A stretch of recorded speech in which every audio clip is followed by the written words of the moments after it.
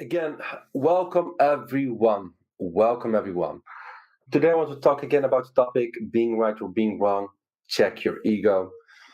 I also ask if someone has any, trading issues she wants to talk about. I have the typical problem all the time. I cannot put my hands under my ass and tend to enter bad trades. Myself, I flip my screen, can make tons of money. Sitting on your hands is difficult because sitting in your hands requires inactivity. We wired in such a way to be active and to think in multiple scenarios. And we can sometimes not break the romance with our devices. Sometimes we cannot break the romance with TradingView or with Twitter or with our trading portfolio. In that case, I want to say step back is progress, period. A step back is progress. And try to find something alternative to do. Find something you can work on outside trading. Because if you cannot, sit in your hands for a little while, then then you need to ask yourself, is trading really something you like? Is it an obsession, an addiction? Or is it are you approaching it more as a stream of income? And these are fundamental questions you need to ask yourself. Personally, I think it's really good to stay away and to break the romance with your devices, especially when it comes to trading, because trading is a high arousal environment. That's a fact. And we cannot always operate in a high arousal environment. We need breaks. And a break is a step back. A step back is progress. We need to also change the story about, taking a step back or inactivity or taking a pause. It's something good. You're not going to miss out. The fact is, if you take a step back, sit in your hands, divorce yourself from the screens, you will gain so much clarity. Your brain will have the time to process all the information subconsciously. And once you go back, it is as you have detoxed yourself, a digital detox. I would say give it a try. And I think this is a common problem, by the way. A lot of people find it quite hard to sit on their hands, to stay on the sidelines. The fact is also that there are actually three types of market participants, right? The buyers, the sellers, and the people on the sidelines. They're also market participants.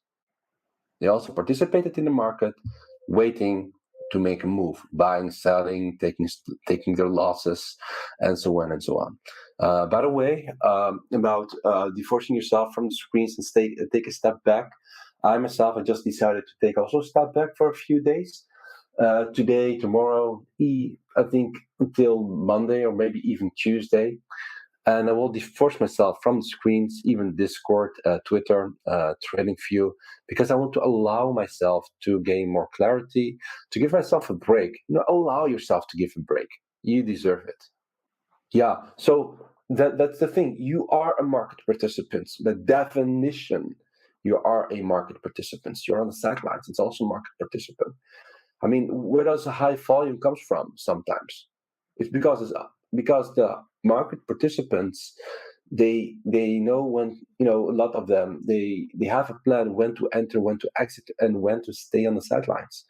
And a general principle is it's more important when not to trade than when to trade. So just, if you change your story, you change your behavior. So change that story. You are a market participant. So last week I talked about this. Today we'll talk about this really briefly, but I want to go more in depth. I might or might not repeat myself, but you guys know repetition is the mother of all skill. We are here to build up skills. So please bear with me, bear with yourself, stay patient, and let's rock and roll, guys. One of the few things I've repeated is this: your self-image, your self-esteem, self-love shouldn't come from your trading performance. Please remember this, guys. This is so important.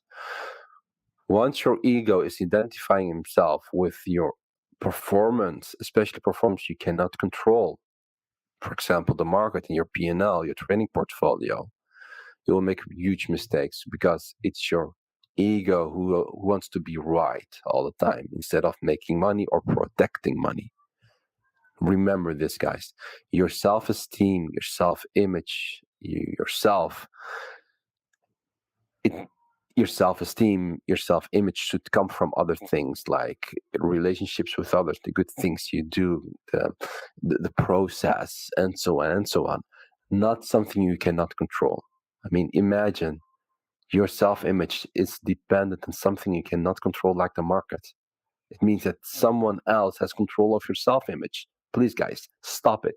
That's really the wrong way of trading and thinking and approaching things. That's key number one. This is a quote of Mark Douglas. I repeated it last time, but look to this sentence. He's saying here actually solutions are in your mind and not in the market, right? Solutions are in your mind and not in the market. It's Mark Douglas's quote. Mark Douglas is the writer of two good trading psychology books. One of the books is Trading the Zone, which is a pretty popular book. Highly recommend you guys to read that. If the solutions are in your mind, then the problems, they also occur from your mind. So you need your mind sometimes, or most often, to clean up the problems you have created for yourself in your mind. Pat Davis, he wrote a book about being right, making money. And in his book somewhere, he quoted, there are two types of investors, be they large or small, those who don't know where the market is headed, and those who don't know that they don't know. So guys, we all don't know. We're trying to have an edge. We're trying to use data analytics. We're trying to use a technical analysis in our favor to have an edge where the market is going to, where the market is headed to. That's also why we always try to apply risk management to money management. Period. Nobody knows, and once you think you know, you just open the door to a lot of pain. You open the door to destruction.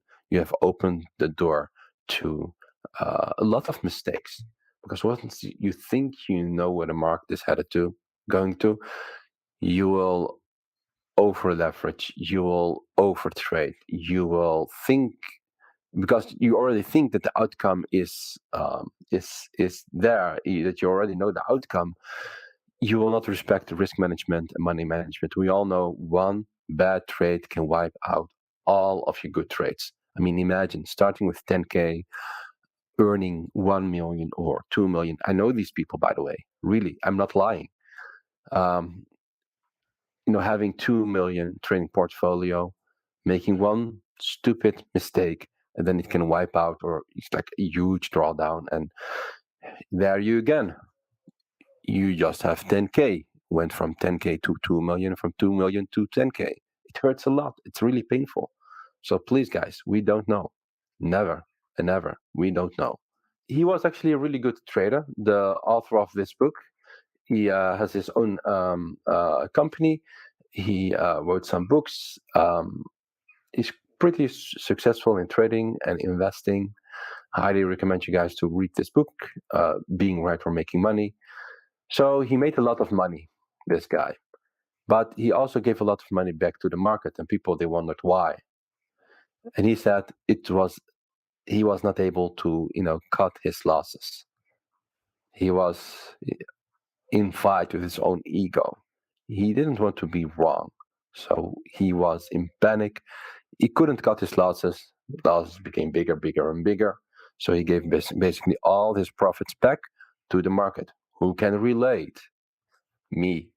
And definitely a lot of you guys. I'm pretty sure about that. So he improved when he had his own timing model, his own plan, his own trading plan, how to execute things, when to execute things, and when not to execute things. His verdict, conclusion is, you need objective models and stay disciplined. I want to talk about this model and about staying disciplined. He actually did. He had a plan, guys. He had a plan based on a few characteristics and 4 key elements. He had a plan, so he had a vision. He had a vision. He knew when and how to execute things. What I'm seeing, guys, is most of you guys, you don't have a plan. If you don't have a plan, it also means you lack vision. You lack vision, you lack plan, you will perish. Because if we don't live by a vision of the future, if you don't have this, desired future scenario in our head, written based on principles and rules, you will be left with a vision of our past, meaning you will make the same mistake. You will repeat the same thought, the same thinking pattern, the same emotions, the same behavior. You are as good as you write, guys. See trading also as a writing exercise. You need to write things down. Later, I will share a document which you can use to have something, on a planned basis. Have a plan. Otherwise, you will perish. And I don't want you. I don't want you guys to see, perish away. Look, in the Burp Nest, we are putting a lot of efforts to create good content, to guide you guys, and to share our experiences, to share our goals, why we're trading this or why not. But you guys need to also to do the, to do your own homework and to write things down and to execute it and make an actionable plan. Otherwise, you will not learn a lot. And the reason why most of you joined the nest is to become a better version of yourself and also to, to find your own trading edge. And it doesn't come just by listening to all of us. It comes by doing things. I hope this has motivated you. Okay, 4 key elements he talked about. So objective indicators, discipline, flexible, and risk management. These 4 guys. So we know now them, right? Objective indicators, I use RSI and Biblicator Pro. I also use trend lines, but they are not that objective. I also use horizontals, but horizontals and trend line, they can fit your bias. So a really machine calculated objective indicator for me is an MA or an EMA, a RSI, stochastics, a Biblicator Pro, and so on and so on. He talked about discipline, flexible, and risk management. Look, if you want to become a better trader, and I bet all of you guys want to become a better trader, we